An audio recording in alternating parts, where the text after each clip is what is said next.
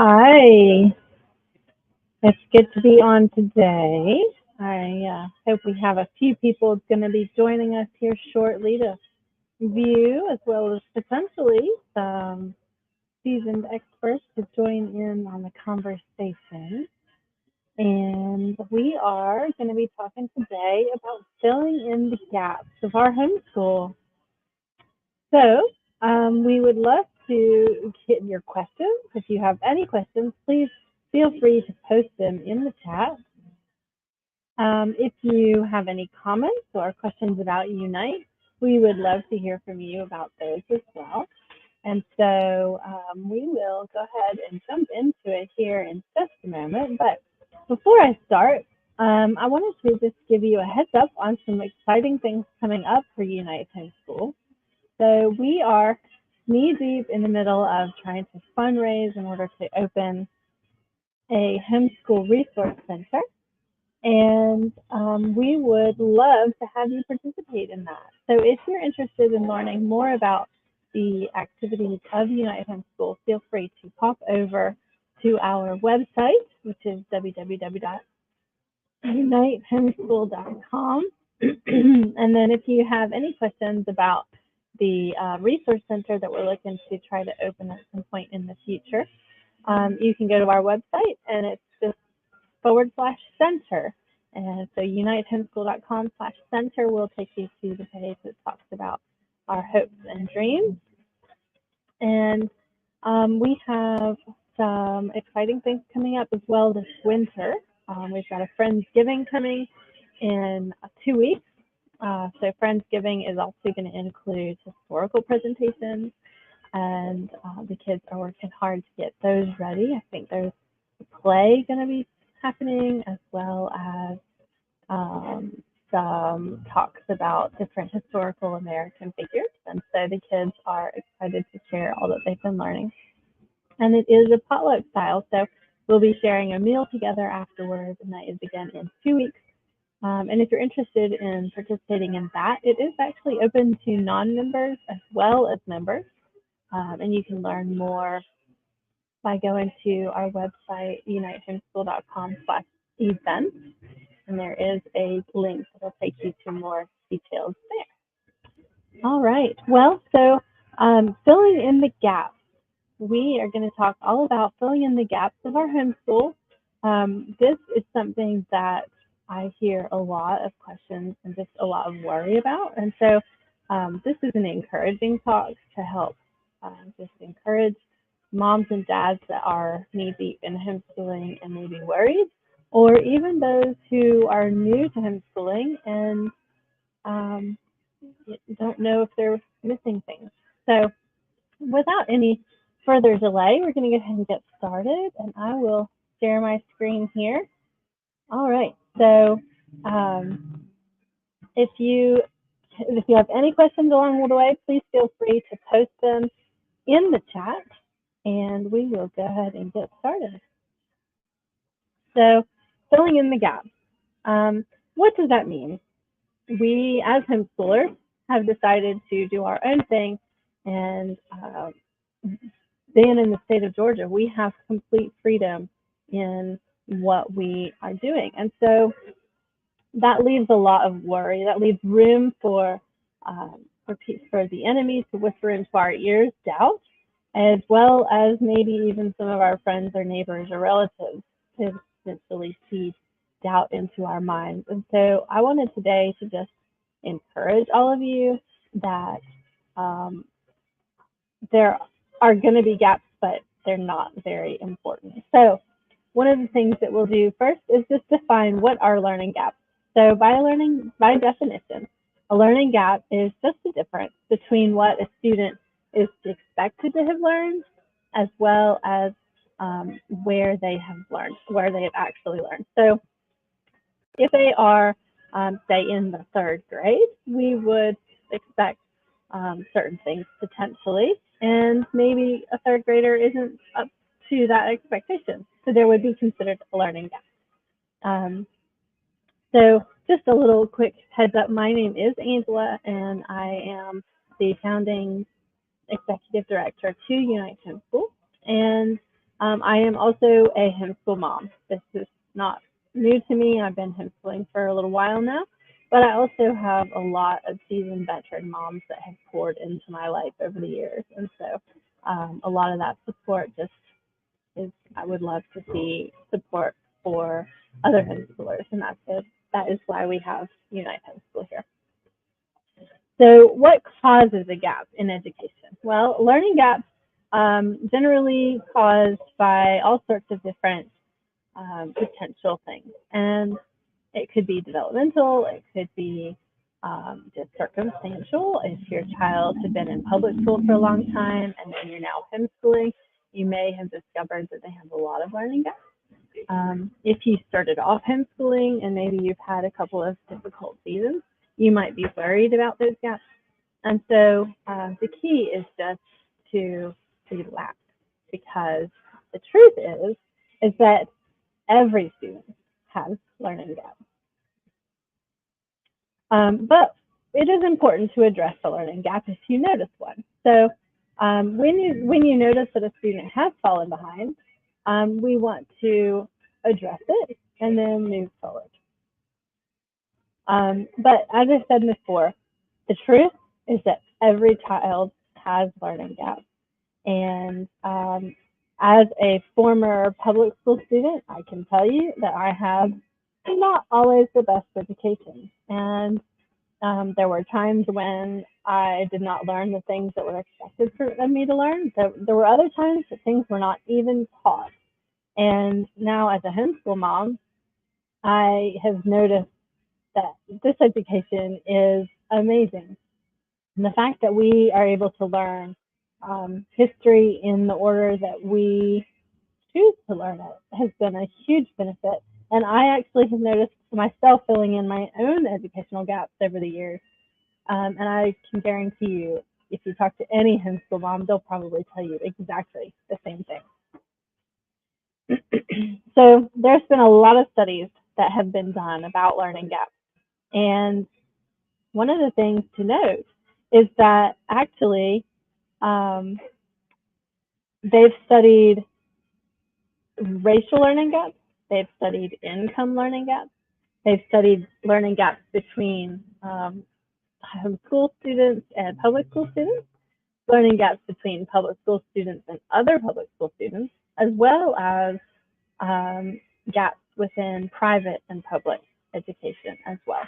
And the fact is that no matter what school you attend, no matter what sort of education you receive, you will actually have holes in your education. And that's because you can't learn everything, and even the best teachers can't teach you everything within a certain amount of small time. So where does our worry actually originate? So let's just talk a little bit about that, because I think that we as moms and dads who have taken the burden of education upon ourselves, we tend to be really difficult on ourselves, and we often worry quite a lot about things that we really, honestly, have no business worrying about. And so one of those things could be the lack of training. Perhaps we feel that we have been inadequately trained. Many of us did not go to college in order to become a teacher. Maybe we, like me, studied business, or someone maybe got a certification as a ultrasound tech, right? And so you feel maybe you don't have the right qualifications to be a teacher for your children. Well, we will rest assured that actually you are far more qualified and trained than you realize. The lack of encouragement, perhaps you don't have support in place in order to help encourage you along the way. Maybe some mentor moms or friends who are already homeschooling and can help you feel encouraged and just supported in that way. And so that is really important to have some encouragement, because if you don't have at least one friend who can cheer you on, then you are going to be more likely to worry.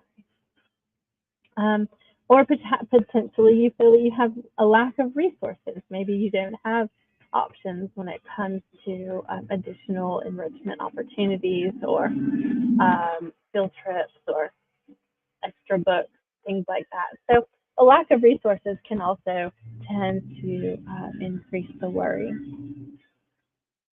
But I would like to assure you that number one, a caring parent teacher plus an engaged student is actually going to give you the result of an amazingly tailored education. And so the fact that you as a parent have devoted time and energy and focus into the education of your children is actually going to result in an amazing experience for that child. Now, when they're 10 or 12 or 14, are they going to be there thanking you? Probably not. But when they get to be an adult and they have recognized the love and the intentionality that you have given them for their education, they will most likely be thankful and verbally say so. I would be surprised if it didn't happen. So just consider the fact that you care far more about your child's education than anyone who could possibly have them in a classroom as one of their multiple students, right? And so you are going to notice that if your child is not engaged in a subject, you're going to notice quite quickly and you're going to be able to adjust that. And so that actually allows you to tailor their education based on their interests and their needs.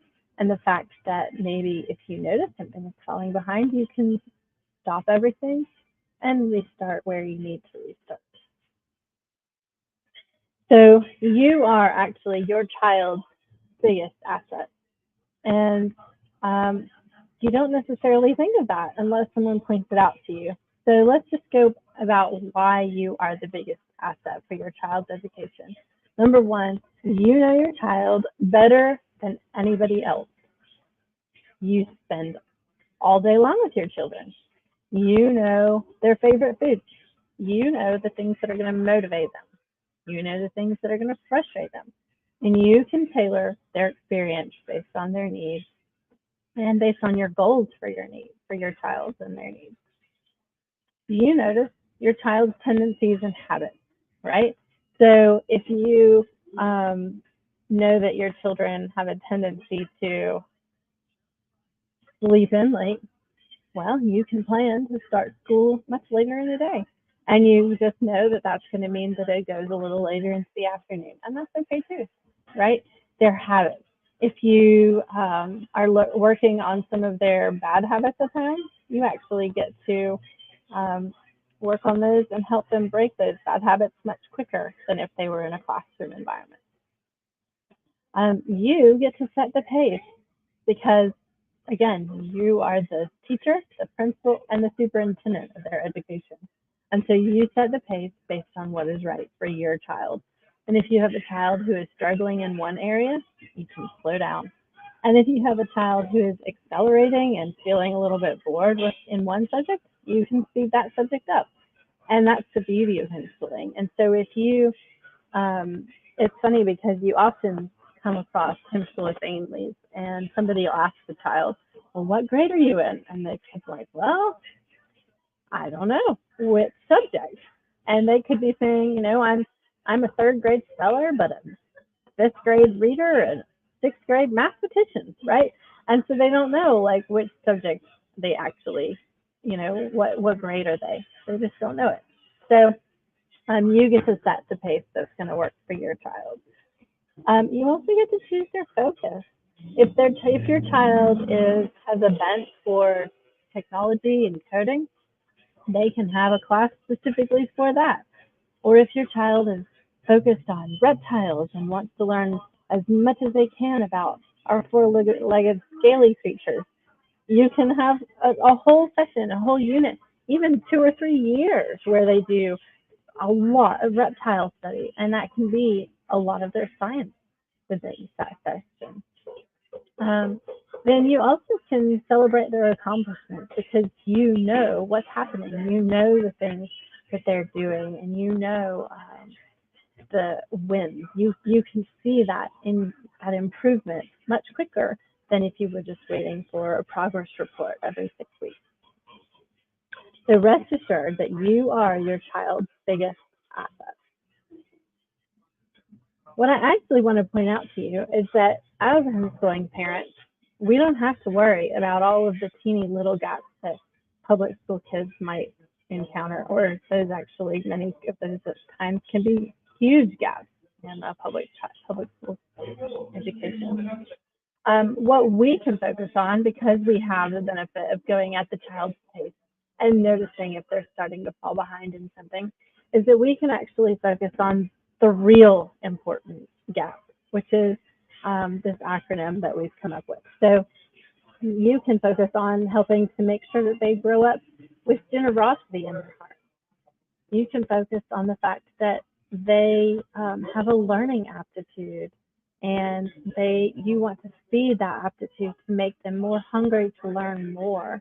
And you do that with elements of service and elements of surprise, and helping them to recognize the fact that not everybody has the same opportunities that they do.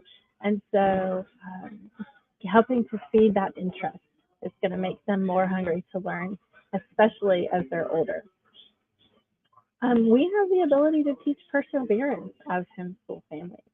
And perseverance is something that is actually going to go a really long way as they grow up to be a successful adult. We want our children to push through something that is hard. And because they can do that with mom or dad sat next to them at the kitchen table, they're going to have more confidence later to be able to do that on their own. They're going to know much better how to continue just putting one foot in front of the other because you have demonstrated that to them. And then the fourth letter in our acronym for GAP is actually service. Because we have a much more flexible education, we have the ability to serve others much more easily than some other students in different types of education. And so we can take a day or two or a whole week and go and do things for other people in the community. We have the ability to bake cookies in the middle of the day to take to a sick neighbor, right? So you have the abilities to teach your children other things rather than just worrying about if they have fallen behind in one subject or another. Some ways that we can help to keep our kids engaged. We have, again, the flexibility is at our disposal, right? And so we can go and do field trips. We could do enrichment classes. Kids love to have things that are out of the ordinary, so special events or a project. Again, if you can find a project that is going to interest them, if they want to see, learn all about, for example, snakes, you can go and see the reptile exhibit. You can do a report on snakes. You can stop and watch a couple of documentaries about snakes and learn as much as you can about snakes. And then you can take them over to grandma or go on the phone and Skype to grandma and tell her all about snakes. And while grandma might not care about snakes, she does care about your children. And so she's going to be excited to see them learning and excited about learning something. Something else that we can do to help keep them engaged is actually reading living books. And so living books are a very special kind of book, and it is a book that helps to engage your children within the content. So instead of reading just a book that's full of facts about snakes, you could find a book that is written from, say, the perspective of a snake, and read all about how the life of a snake would be. And through that adventure, which is going to, of course, be fiction, they're going to be able to understand much more about all the different parts of the snake's life, and they'll learn about the different cycles and just the way that it all works, right? And so living books are really great because they are also generational, and you can't find a living book that your child and you are not going to be enthralled in. That's the beauty about living books is it's actually something that can be shared amongst many different generations because it's so well written. An engaged parent is going to help to keep your children engaged. And so just having you alongside them for this journey is going to be so powerful. I have a little story. So recently so my sons, I have a fourth grade son as well as an eighth grade son. And my fourth grader, um, he's doing, as far as I knew, he was doing quite well in math. We've been kind of plugging along. But recently, I've been looking back and reviewing things with him, and it's come to my attention that he has fallen behind in his multiplication. And it didn't occur to me because for the most part, he does his math and he brings it to me to look over. And it was, I could tell it was fine. It seemed like it might be taking him a little while, but I didn't, I wasn't that engaged at the time. And so I talked to him and I said, okay, well, what's going on with this? You were learning fractions and it's taking a really long time to do these fractions. And he couldn't really tell me. And I said, okay, well, let's look about this one. And we looked at a problem together and I asked him and it took him a long time to tell me, that 4/12 is the same as 1/3. And so I said, well, okay, so how would you know? And he kind of looked at me and I said, well, because 3 times 4 is 12. And he's like, oh yeah, that's right. And it kind of dawned on me that this all came down to multiplication tables.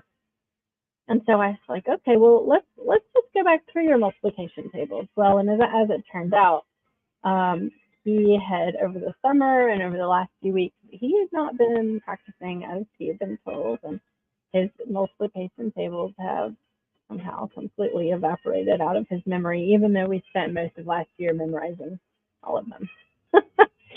I guess it was a long summer for him, and he's just not kept on it. So we decided we were going to take a break. So we've put fractions aside, and we, for the last couple of weeks, have been working on just reviewing his multiplication tables. I am giving him game opportunities where we can practice those and just get him back up to speed where he needs to really focus and get back to where he should be. And then we'll just pick back up with fractions when he's ready. And the beauty of this is that if he had been in any other learning environment, it could easily have been next summer before I noticed, or even longer than that. And the whole time, he would have been beating himself up mentally, thinking, I'm stupid, I don't know anything, I can't do this, and falling further and further behind. And so because he is at home with me, and I love him, and I care about him, I'm able to notice quickly, and we can work together to make it fun and make it get right on track. And really, he's probably going to pick back up and have no issues because his multiplication tables are going to just fly right out of his mouth as soon as we say, well, what is 4 times 3? He's going to know immediately. And so I just tell you this to encourage you because at every age, we have things that we can work on. And as a homeschool parent, you have the ability to just encourage your children. And that is such a gift. So I just wanted to invite you, if you are not already part of the United Homeschool Support Network.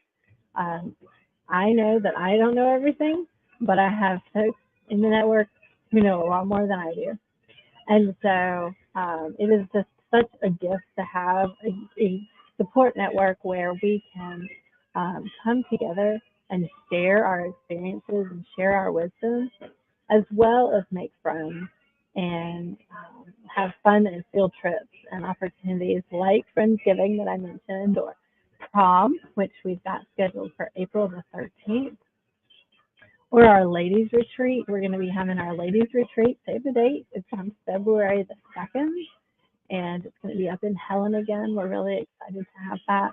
And so the support that we get when we get together with other homeschool parents is just invaluable. And if you don't have that in your life, we would love for you to come and join us and just enjoy the things that happen when you get together with other homeschool families.